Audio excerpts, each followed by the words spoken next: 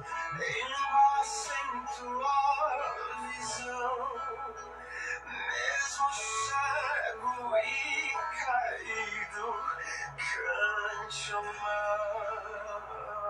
canção. Mesmo que esqueça o caminho de volta ao lar, mesmo que perdido, cante uma canção, pois ele está aqui só pra te ouvir. Sim, Deus está aqui pra te ouvir. Sim, ele está aqui só para te ouvir. Pois ele está aqui pra te ouvir. Ele está aqui pra te ouvir. Sim, ele está aqui só para te ouvir.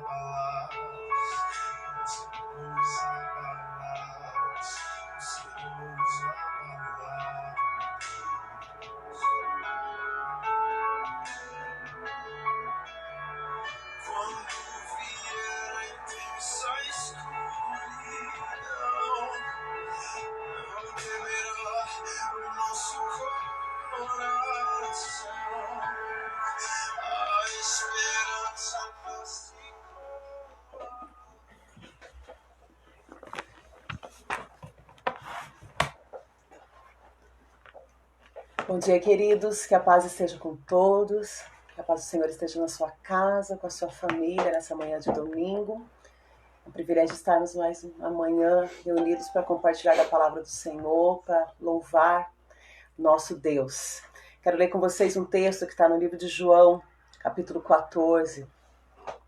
Texto bastante conhecido e um texto que traz uma promessa maravilhosa do Senhor Jesus para cada um de nós nessa manhã. João 14, verso 1 diz: não se perturbe o teu coração. Creiam em Deus, creiam também em mim. Na casa do meu pai há muitos aposentos. Se não fosse assim, eu teria dito a vocês: vou preparar lugar para vocês. E quando eu for e preparar lugar, voltarei e os levarei para mim, para que vocês estejam aonde eu estiver. Vocês conhecem o caminho para onde eu vou. Disse-lhe Tomé: Senhor, nós não sabemos para onde vais. Então como podemos saber o caminho? Respondeu-lhe Jesus: eu sou o caminho, a verdade e a vida. Ninguém vem ao Pai a não ser por mim. Então, nessa manhã, existe uma promessa do Senhor sendo relembrada para cada uma de nós. O Senhor Jesus, antes de partir, ele deixou fortalecido os seus discípulos com essa promessa de que um dia ele voltaria. Ele estava indo preparar um lugar para cada um dos seus discípulos, para cada um dos seus servos, para que aonde ele estivesse, eles pudessem estar também. E essa promessa se estende a cada um de nós que cremos no Senhor Jesus. Ele está preparando um lugar para cada um de nós e um dia estaremos juntos com ele. Então, nessa manhã, enquanto não estamos lá com ele, estamos aqui para engrandecer o seu nome, estamos aqui para nos reunir com a nossa família e prestar louvores a ele, né? Sabendo que um dia estaremos diante dele, também o adorando. Pai, em nome de Jesus, nessa manhã nós queremos colocar as nossas vidas nas suas mãos. Obrigada por essa promessa tão maravilhosa que está na tua palavra. Essa promessa, Senhor, nos traz vida, nos traz paz. Essa promessa, Senhor, nos traz entusiasmos para viver a cada dia, sabendo que estamos caminhando no caminho que é o Senhor. E que um dia estaremos contigo, te adorando face a face. Nessa manhã, nós queremos que o Senhor encha a nossa casa com a tua presença maravilhosa. Nessa manhã, eu te peço que o teu Espírito Santo esteja na casa de cada um daqueles que estão assistindo esse vídeo. Que o teu Espírito Santo esteja no lar de cada um deles. Que o teu Espírito Santo cerque a cada família nessa manhã, trazendo alegria, trazendo paz, trazendo convicção, Senhor, de que as tuas promessas sempre se cumprem na nossa vida, porque o Senhor é verdadeiro, porque o Senhor é fiel, Pai. Nós cremos em Ti. Em nome de Jesus, queremos Te adorar nessa manhã. Aleluia! Glórias a Deus! Nosso coração não está turbado, Deus. Nosso coração não está entristecido, porque cremos nas Tuas promessas. Não se turbe o vosso coração, crês em Deus e também em mim. Na casa de meu Pai há muitas moradas. Se não fosse assim, eu não teria dito: vou preparar-vos um lugar. Eu virei e vos levarei para mim mesmo. Vós conheceis o caminho para onde eu vou.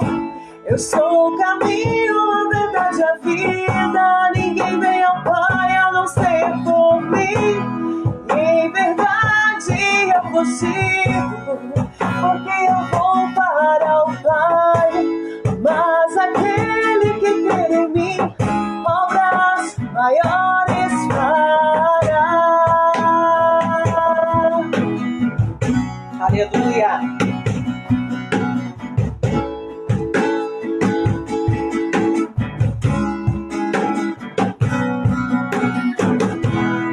Se amares verdadeiramente, guardareis os meus mandamentos. Eu rogarei ao Pai, que Ele vos dará o Consolador, o Espírito da verdade, que o mundo não pode receber, mas Ele habita em vós e estará em vós para sempre. Aquele que tem os meus mandamentos e os guarda, esse é o que me ama. E se alguém me amar, será amado por meu Pai. Eu também o amarei e me manifestarei a Ele.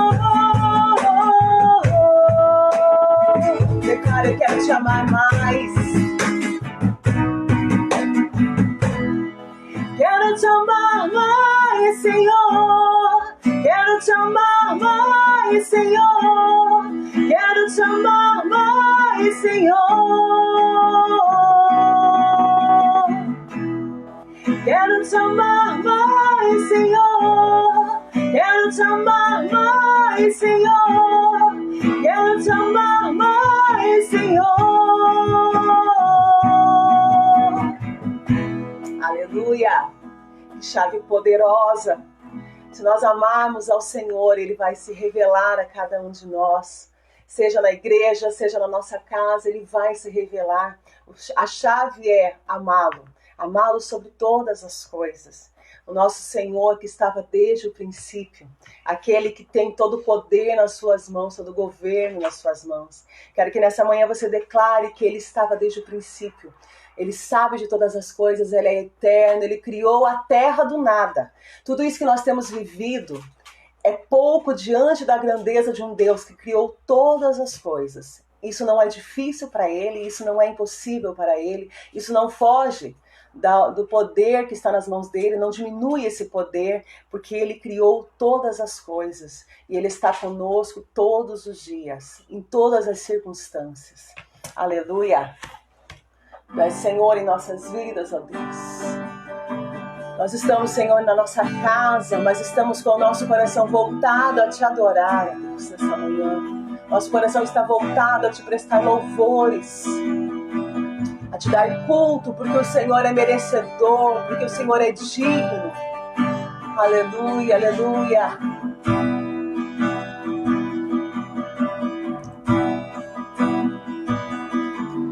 Estavas desde o princípio, eterno Tu és, Senhor. Criastes do nada a terra, me rendo a Ti.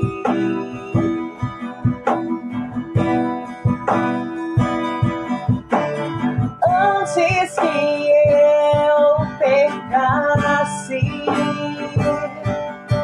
pagasses um preço na cruz. Meus erros pesaram em Teus ombros, me rendo a Ti. O que posso dizer?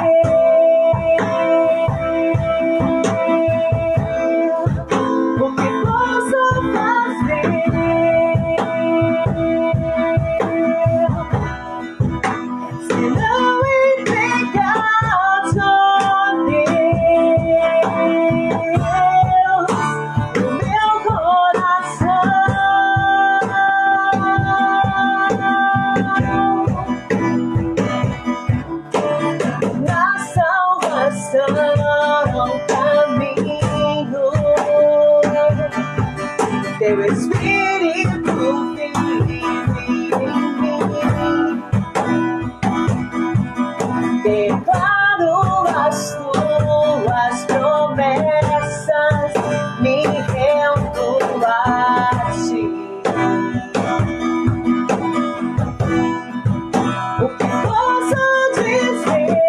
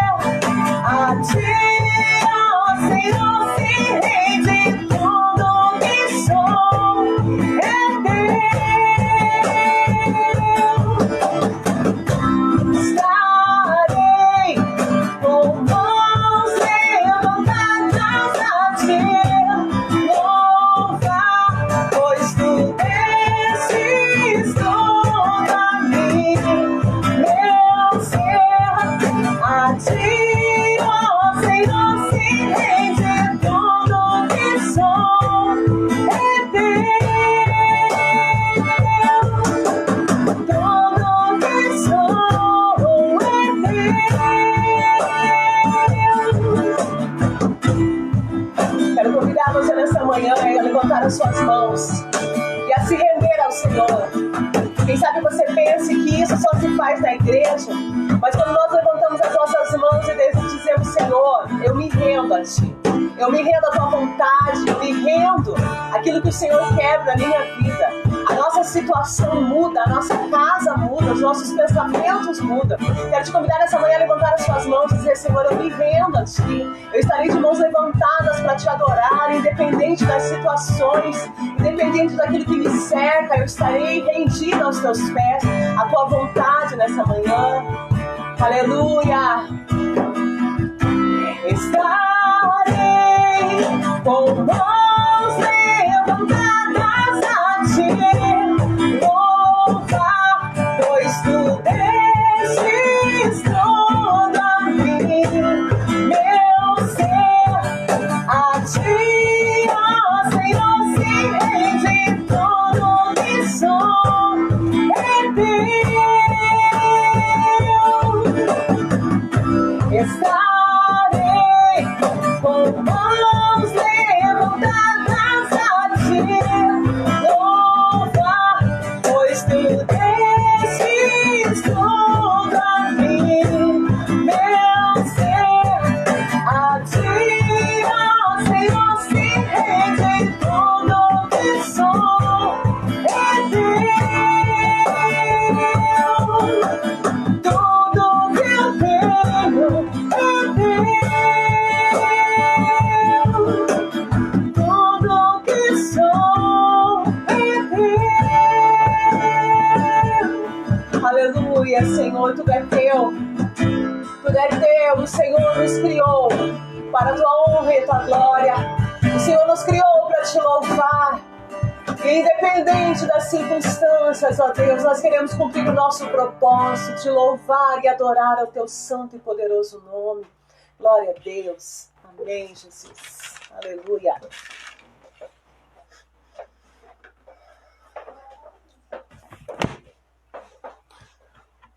Olá, meus queridos. Bom dia. Paz seja com todos. Muito bom estar aqui mais uma vez para nós compartilharmos um pouco da palavra do Senhor. Já estamos indo para a nossa segunda semana nesses cultos. Nossa vontade é poder estar perto de vocês, mas enquanto isso não acontece, falta só um pouquinho. Se Deus quiser, logo nós estaremos juntos novamente. Mas nessa manhã, aproveitando que você está ligado conosco, eu gostaria que você abrisse a sua Bíblia no livro de 2 Coríntios, no capítulo 12,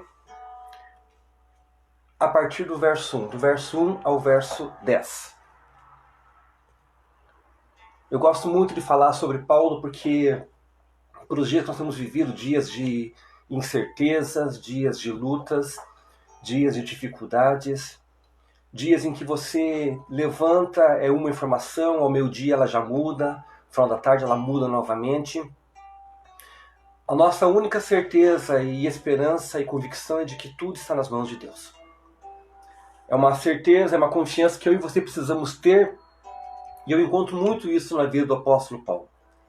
E ele fala lá a partir do verso 1, em verdade, não convém gloriar-me, mas eu passarei as visões e revelações do Senhor.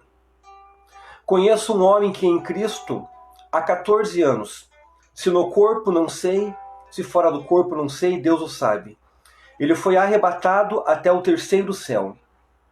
E sei que tal homem, se no corpo ou se fora do corpo, não sei, Deus o sabe. Ele foi arrebatado ao paraíso e ouviu palavras inefáveis, de que ao homem não é lícito falar. De um assim me gloriarei eu, mas de mim mesmo eu não me gloriarei, senão nas minhas fraquezas. Porque se quiser gloriar-me, não serei nécio, porque eu direi a verdade, mas deixo isso para que ninguém cuide de mim mais do que de mim vê ou de que de mim ouve. E para que eu não me exaltasse pelas excelências das revelações, foi-me dado um espinho na carne, a saber, um mensageiro de Satanás, para me esbofetear, a fim de eu não me exaltar. Acerca do qual 3 vezes orei ao Senhor, para que se desviasse de mim.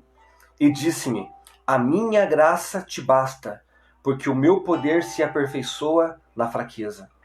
De boa vontade, pois, me gloriarei nas minhas fraquezas, para que em mim habite o poder de Cristo. Pelo que sinto prazer nas fraquezas, nas injúrias, nas necessidades, nas perseguições, nas angústias por amor de Cristo, porque quando eu estou fraco, então eu sou forte. Senhor, muito obrigado por esta manhã. Espírito Santo, muito obrigado pela tua presença neste lugar. Espírito Santo, muito obrigado porque eu creio que em cada lar, em cada smart, em cada celular, em cada canal, Senhor, que está ligado nesta manhã, eu acredito e creio que o teu Espírito Santo também está presente, ao lado de cada um, assentado ao sofá, assentado à mesa ainda tomando um café. Espírito Santo, faça algo maravilhoso em nossas manhãs, as nossas vidas nessa manhã. Age de uma maneira diferente, aonde há um coração aflito, aonde há um coração abatido, aonde há um coração com incertezas, que nesta manhã essa tua palavra nos renove, essa tua palavra nos restaure, essa tua palavra nos dê o alimento diário para esse domingo, para resistir tudo e qualquer coisa que vier ao nosso caminho. Espírito Santo, nós te agradecemos, seja bem-vindo nesta manhã, é o que eu te peço em nome do Pai, do Filho e do Espírito Santo de Deus. Amém, queridos? Eu queria falar um pouquinho nessa manhã sobre a grandeza de uma visão celestial. O que isso vem a ser? O texto que nós lemos e estamos meditando nessa manhã, ele fala de visões, de coisas que o apóstolo Paulo viveu. E vamos falar a verdade, queridos, todos nós gostamos de coisas boas, não é verdade? Eu fico pensando, e eu acredito que você também aí, onde quer que você esteja, nenhum de nós levanta pela manhã pensando, ou querendo, ou buscando passar por tribulação. Eu penso que nenhum de nós se levanta pela manhã e fala para Deus, Deus, hoje eu quero ser provado, Deus manda tribulação, Senhor manda coisas ruins para eu ver como é que eu estou diante do Senhor. Ninguém gosta disso. Nós, na verdade, nós estamos acostumados a ter uma vida redondinha. O que é uma vida redondinha? Nós levantamos de manhã, tomamos um café da manhã, aí nos arrumamos, nós queremos pegar os ônibus vazios ou o trânsito tranquilo, nós queremos chegar até o local de trabalho e ver todo mundo feliz, queremos ver nosso chefe sem pegar no nosso pé, fazer nosso trabalho, almoçar, na parte da tarde fazer mais uma parte expediente, voltar para casa, o pneu do carro não furar, chegar em casa, as crianças estarem tranquilas, você poder relaxar no sofá, comer tua jantinha, tomar um banho, colocar o pijama, deitar e dormir. É o que nós estamos acostumados e queremos e gostamos. E muitas vezes isso vai acontecer, o nosso dia vai ser redondinho mesmo.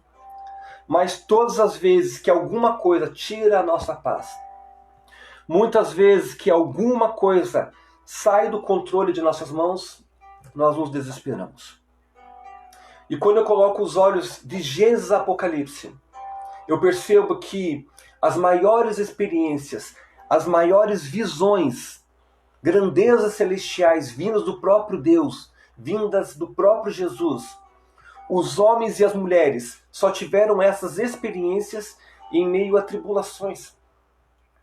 Então até mesmo quando uma luta como uma tribulação ela vem e nós não gostamos e queremos que ela saia o mais rápido possível, mesmo em meio a essas lutas, tribulações e provações, nós podemos crescer, nós podemos amadurecer e nós podemos aprender lições maravilhosas das mãos do próprio Deus.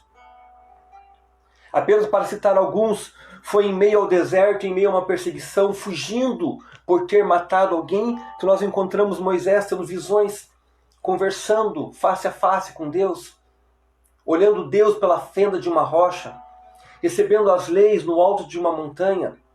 Quando descia, o seu rosto brilhava e o povo não podia olhar para ele, porque mesmo em meio a um momento tão tribulado, ele teve experiências grandiosas com Deus. Observando Davi, foi nas montanhas, esquecido de muitas pessoas, até mesmo sua própria família. É lá que ele teve as suas maiores e melhores experiências com Deus. Experiências essas que ele teve quando garoto, que de certa forma moldou todo o seu caráter, que de certa forma colocou um destino, um rumo, um caminho para ele seguir. Foi dessa forma que Elias, em meio a uma caverna, sendo perseguido, tendo a sua vida colocada em risco, lá ele ouviu a voz de Deus, lá ele ouviu promessas de Deus, lá Deus renovou as suas forças, renovou o seu corpo, a sua mente, a sua alma e o seu espírito. Foi também em meio a tribulações, foi também em meio a lutas, foi em meio a uma prisão que o próprio apóstolo João, o apóstolo do amor, preso numa ilha de Patmos, para morrer, para trabalhar, e lá tinha que trabalhar, era um lugar ruim, afastado de casa, família, de todos que ele amava. Ele foi colocado lá para ficar esquecido, para morrer no esquecimento. Mas foi lá que ele teve visões maravilhosas, excelentes do Apocalipse, da vida eterna, do céu, do paraíso, do trono de Deus. E por último, citando a vida do próprio apóstolo Paulo, que nós estamos falando nesta manhã. Aqui no texto, ele fala de visões que ele teve. Na verdade, ele começa omitindo o seu próprio nome. Tamanho era ele não queria se exaltar, ele não queria se orgulhar daquilo. Porque ele estava ali para preparar aquele povo de Coríntios. Eu penso, irmãos, e quando eu li isso, no livro de Atos fala que as pregações de Paulo, e em especial para o povo de Coríntios, que era um povo obstinado, era um povo orgulhoso, era um povo arrogante, que confiava muito na sua própria força, na sua inteligência, no seu trabalho. Paulo fala que o zelo que ele tinha para com eles é como de alguém que prepara uma virgem pura, imaculada, para apresentar ao seu esposo. E ele compara essa virgem pura, imaculada, a Jesus. Era esse o pensamento, era esse o intuito de Paulo, em uma geração perdida, em uma geração que estava entregue aos seus próprios prazeres. O prazer dele era preparar aquelas pessoas para encontrar-se com Jesus. E esse deve ser o meu e o seu objetivo, em momentos em que as pessoas estão se degladiando, em momentos em que pessoas estão tendo mais tempo dentro de casa, nós precisamos saber aproveitar melhor esse nosso tempo. Nós precisamos pregar Jesus, preparar o coração das pessoas para a chegada desse Jesus. E o ambiente, e o clima, e o cenário em que Paulo prepara esse momento é muito hostil. Até mesmo ele fala em 2 Coríntios, nesse mesmo texto, alguns versículos atrás, ele fala de tudo aquilo que ele passou para poder levar Jesus ao coração das pessoas. Foram tempos difíceis. Ele trabalhou, lutou e pregou muito mais do que qualquer pessoa da sua época. E uma das coisas pelas quais ele passou foi por apedrejamento. E até muitas pessoas acreditam que o apedrejamento que está descrito no livro de Atos, no capítulo 14, do verso 18 ao verso 20, muitos acreditam que esse apedrejamento ocasionou a morte dele. E talvez neste momento em que ele estava temporariamente morto, ele recebe as visões das quais nós lemos e relatamos nesse texto. Por que isso? Porque ele estava pregando, e olha que interessante, irmãos. Ele estava naquela cidade, o texto fala exatamente isso, depois leia com calma. Atos capítulo 14, a partir do verso 18, ou se quiser leia o texto inteiro. Paulo chega numa cidade e encontra um paralítico coxo. Ele não podia andar, e o texto fala que isso era desde o seu nascimento. Ou seja, uma criança que nasceu com as limitações de andar. E Paulo ora para aquela pessoa, olha para ela, e o texto fala que Paulo viu nele fé para ser curado. E Paulo ora, e aquele homem é curado. E o povo daquela cidade tão obstinado, ao invés de dar glórias a Deus, eles começam a chamar Paulo de Deus, Júpiter, Saturno, Barnabé, não me recordo os nomes agora. Mas ele e Barnabé começam a receber nomes de deuses, e eles começam a ser idolatrados por aquela cura. E começam a querer fazer sacrifícios em homenagem a eles e aos deuses. E o apóstolo Paulo, com muita luta, com muita dificuldade, tenta contê-los e mostrar para eles que ele, Paulo, não podia fazer nada daquilo se Deus não estivesse com ele. E sabe o que acontece por conta disso? chegam judeus até aquele lugar e incitam o povo a apedrejar Paulo. Olha que interessante, ele poderia aproveitar aquele momento, estavam idolatrando ele. Ele poderia aproveitar e tirar vantagem de tudo isso. Ele podia se vangloriar, ele podia se orgulhar daquilo que ele fez. Mas o que ele faz, ele dá a glória para Deus. Eram momentos difíceis. E de que forma Paulo enfrentou isso? Com muita força, com muita garra, com muita luta. O livro de Provérbios, capítulo 24, verso 10, fala que se eu e você nos mostrarmos fracos no dia da angústia, a nossa força será pequena. E Paulo é apedrejado, e eu fui estudar sobre apedrejamento, irmãos. Não pense que eram pedrinhas pequenas, não. Eram pedras grandes.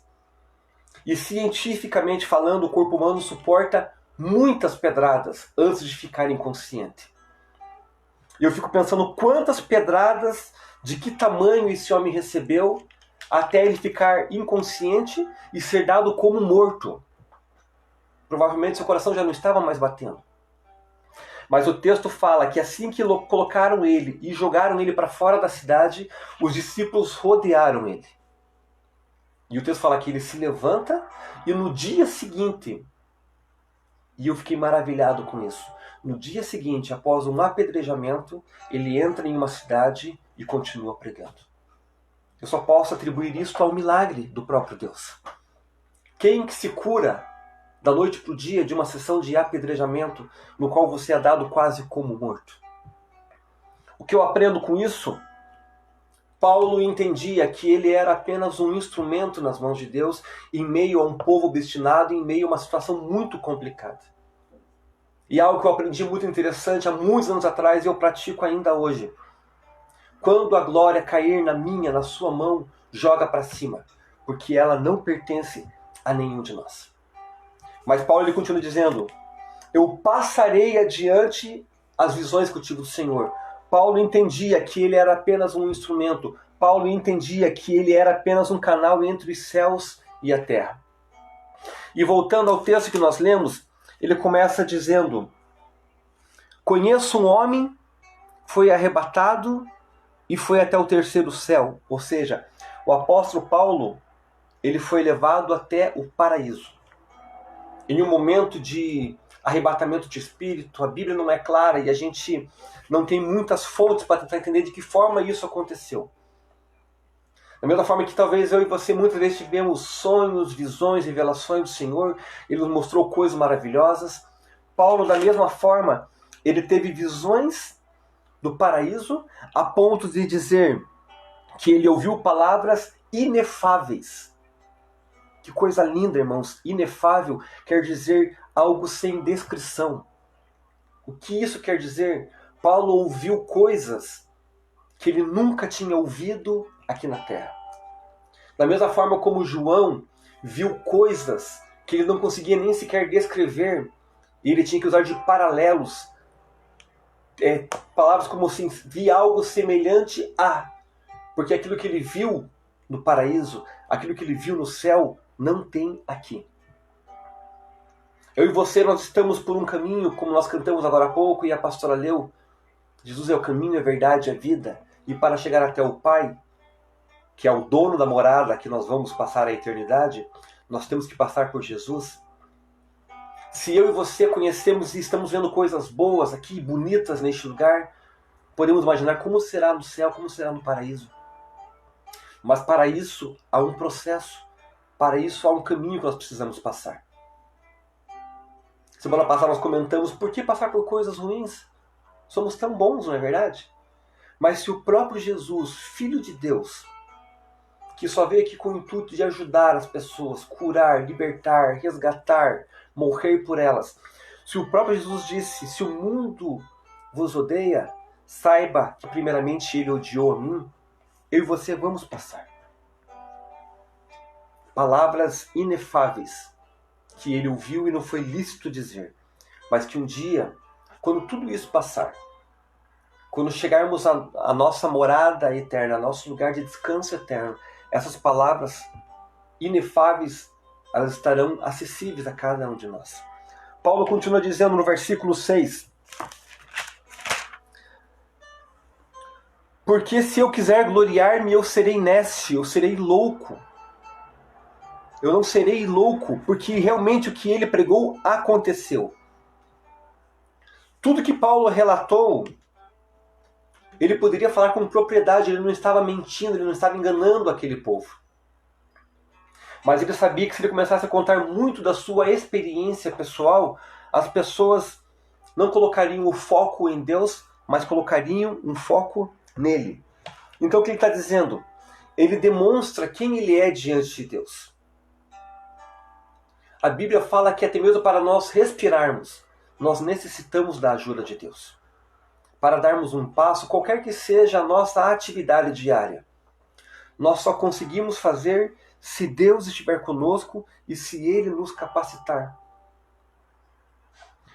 E o apóstolo fala: tudo isso eu faço por intermédio de Deus. Porque Paulo entendia o que eu e você precisamos entender. Mesmo que nós tenhamos dons, mesmo que nós tenhamos talentos, mesmo que nós tenhamos inteligência para fazer alguma coisa. Apesar de tudo isso que nós temos, que na verdade nós só temos porque nós fomos presenteados por Deus por tudo isso, quem faz as coisas realmente é Deus, é Jesus. E é isso que nos dias de hoje as pessoas precisam ver. Quando olharem para nós, elas precisam ver Deus. Quando olharem para nós, elas precisam ver Jesus em nossas vidas. Na continuidade do texto, o apóstolo Paulo fala no versículo 7, para eu não me exaltar das revelações. Se ele fala isso, é porque ele sabe que humanamente ele poderia se exaltar. Tanto é que toda essa defesa que ele faz é porque uns 2, 3 capítulos antes ele foi incentivado, ele foi constrangido a mostrar às pessoas a sua autoridade apostólica. E de tanto ficarem incitando que ele tinha direito, que ele podia, que ele tinha sido chamado pelo próprio Jesus, de certa forma ele fez uma defesa de quem ele era e de tudo aquilo que ele tinha realizado. Mas depois que ele fala tudo isso, olha o que ele diz no versículo 11. Eu fui nécio em vangloriar-me. Ele se arrepende de todo o resumo, todo o histórico de apóstolo que ele tinha. E ele fala, eu fui nécio em gloriar-me. Vocês me constrangeram a isso. Mas eu deveria ter sido louvado por vós, visto que nada fui inferior aos mais excelentes apóstolos, ainda que eu nada sou. Paulo entendia que ele estava aqui, mas Deus estava aqui. Paulo entendia que ele sempre estaria em uma posição inferior com a de Deus. Paulo entendia que não havia como fazer um comparativo entre ele e Deus. E para que ele não se exaltasse disso, o texto fala que Deus coloca um espinho nele. Eu e você, nós não vamos conseguir nunca compreender quem é Deus na sua totalidade. Certa vez eu aprendi com o pastor Negrão que, como eu, criatura, posso entender o Criador. Como eu, que sou um ser limitado, posso entender o ilimitado. Como eu, que sou um ser finito, posso entender o infinito.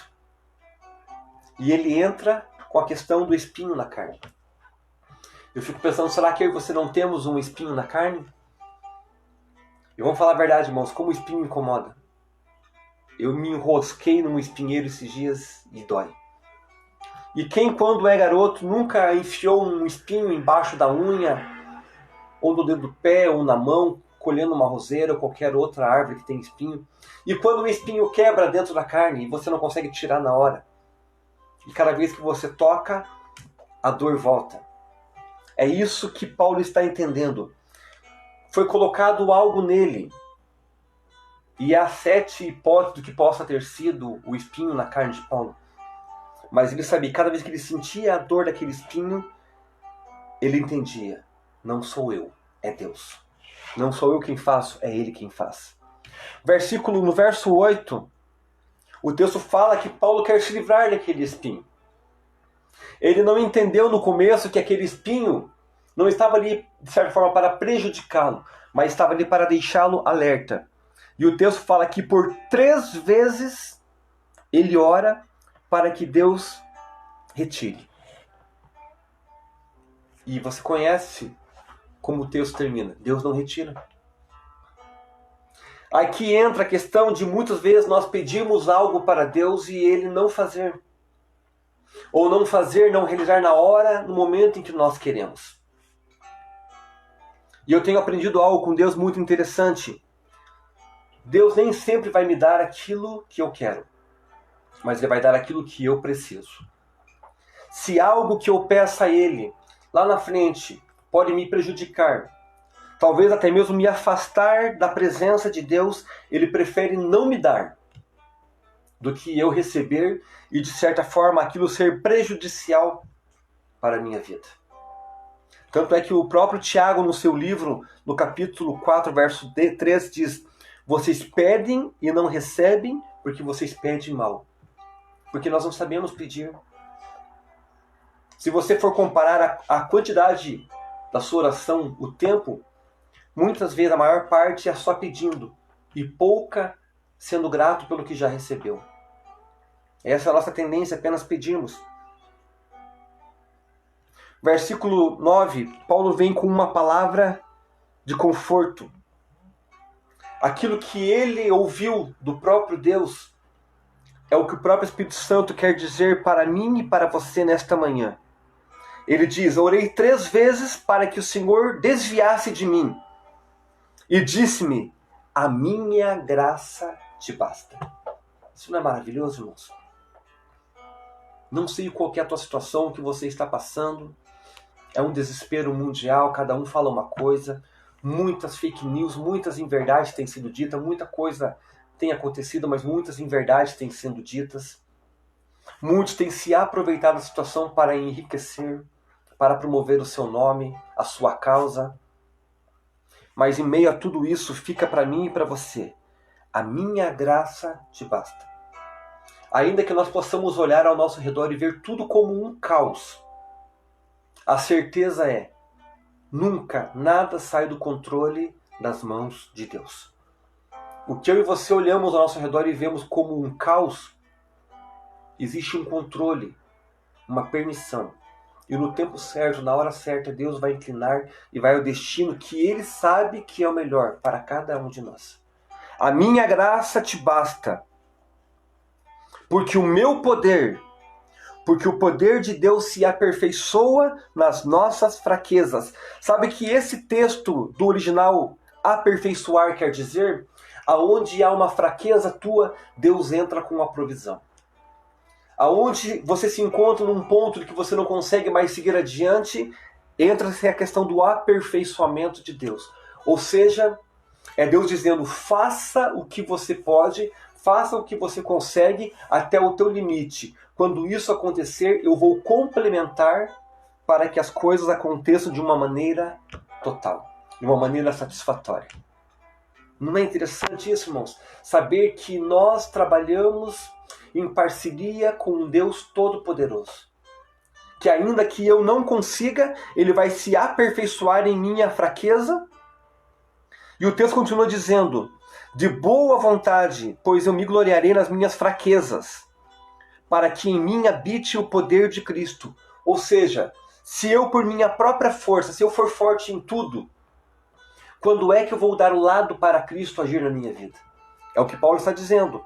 Então eu vou me gloriar na minha fraqueza, porque quando eu estiver fraco, o Espírito de Cristo irá habitar em mim. E ele continua dizendo: eu vou me gloriar nas minhas fraquezas. Eu vou me gloriar. E o versículo 10, o texto diz: sinto prazer nas minhas fraquezas, nas minhas injúrias, nas minhas necessidades, nas perseguições, nas angústias, por amor de Cristo. Porque quando eu estou fraco, então eu sou forte. Para encerrar, queridos, talvez você se sinta fraco neste momento. Já estamos indo para 2 semanas de tanta situação que requer um esforço a mais de cada um de nós.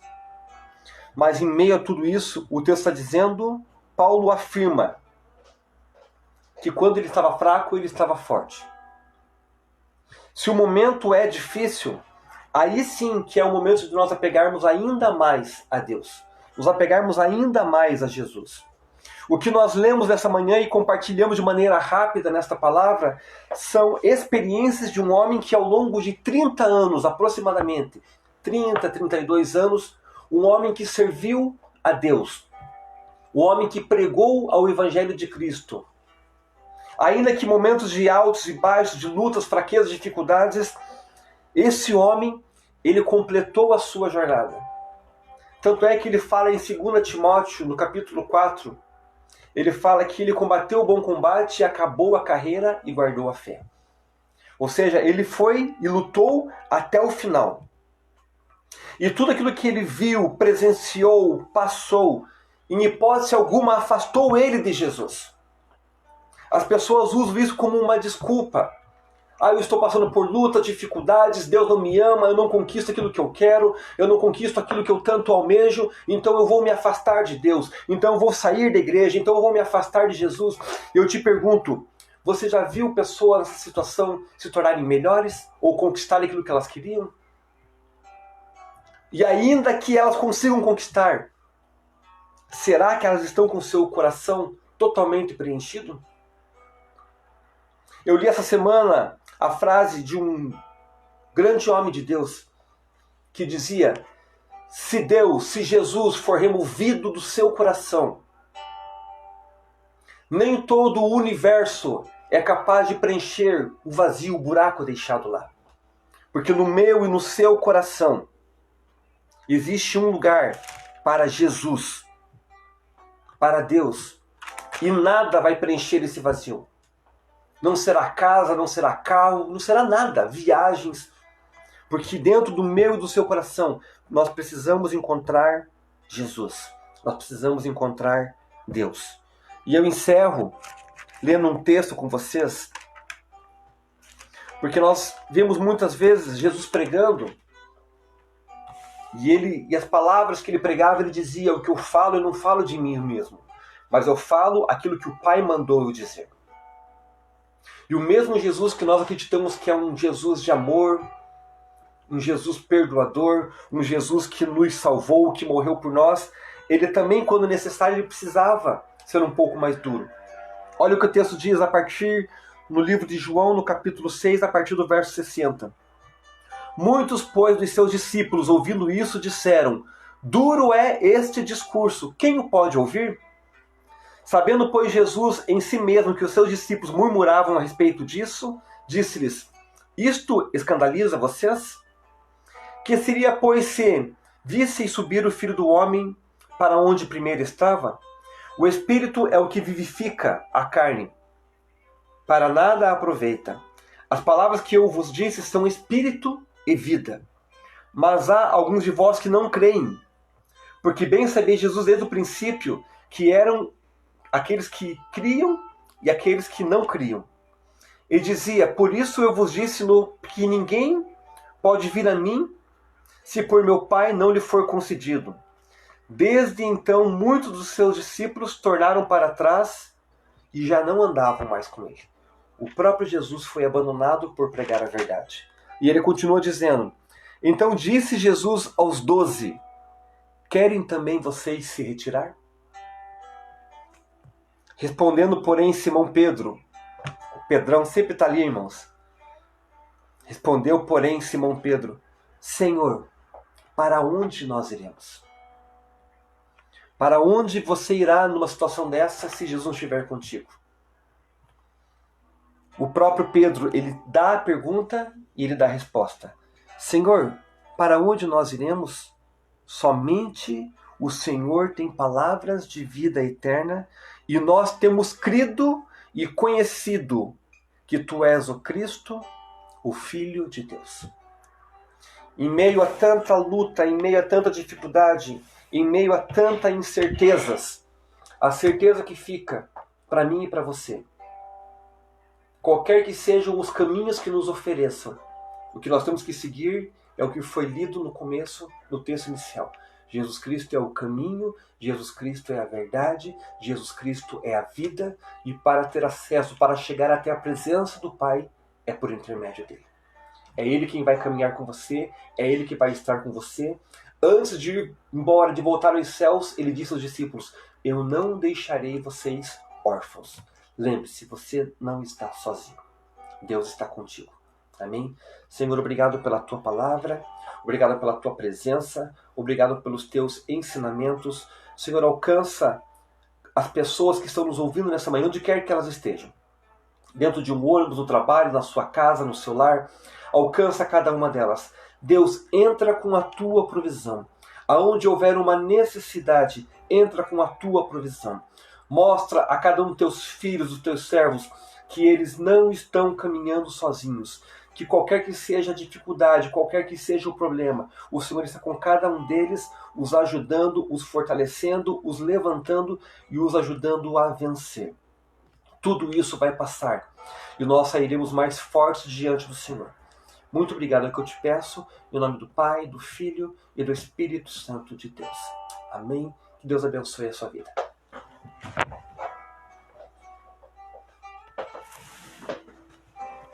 Aleluia. Eu quero aproveitar o gancho dessa palavra, né? Quando o pastor falava do apóstolo Paulo, das coisas que Deus mostrou a ele, João, tudo que viu na ilha de Patmos, o Senhor me lembrava de uma palavra que está em 1 Coríntios, e eu quero declarar sobre a tua vida essa palavra. Quero que você pense nisso, o que Deus tem preparado para você. Se você é aquele que ama a Deus, né? Se você é aquele que teme a Deus, existe uma promessa para a tua vida. 1 Coríntios, capítulo 2, verso 9, diz assim: todavia está escrito, nenhum olho viu, ouvido nenhum ouviu, e mente nenhuma imaginou o que Deus preparou para os que o amam. Os olhos do apóstolo Paulo, de João, ninguém viu, né? Não existe mente humana que tenha alcançado ainda o que Deus tem preparado para aqueles que o amam. O que você está vendo e vivendo hoje não é nada diante daquilo que Deus está preparando para você. Deus está preparando para você algo lindo, algo poderoso, algo maravilhoso. Creia. E continue a amar e temer ao Senhor sobre todas as coisas. Não deixe as circunstâncias tirar o amor do Senhor do teu coração. É dias em que o amor de muitas pessoas está esfriando, mas que nós possamos acender ainda mais o nosso coração, o nosso amor pelo Senhor Jesus, pelas pessoas, crendo que ainda veremos coisas muito maiores. Os nossos olhos ainda contemplarão aquilo que o Senhor tem preparado para cada um de nós. Que o Senhor abençoe sua casa nesse dia, que o seu domingo seja um domingo de bênçãos, que você possa preparar o teu melhor, que você possa fazer o teu melhor com a tua família, aproveite cada momento, porque o Senhor está na tua casa, o Espírito Santo de Deus está na tua casa, e que nesse dia você possa desfrutar dessa presença maravilhosa dele. Que o grande amor de Deus, que a graça e a paz do nosso Senhor e Salvador Jesus Cristo, que a mais doce comunhão e a consolação do Espírito Santo de Deus esteja sobre cada um de nós. Em nome de Jesus, fiquem em paz, que Deus os abençoe.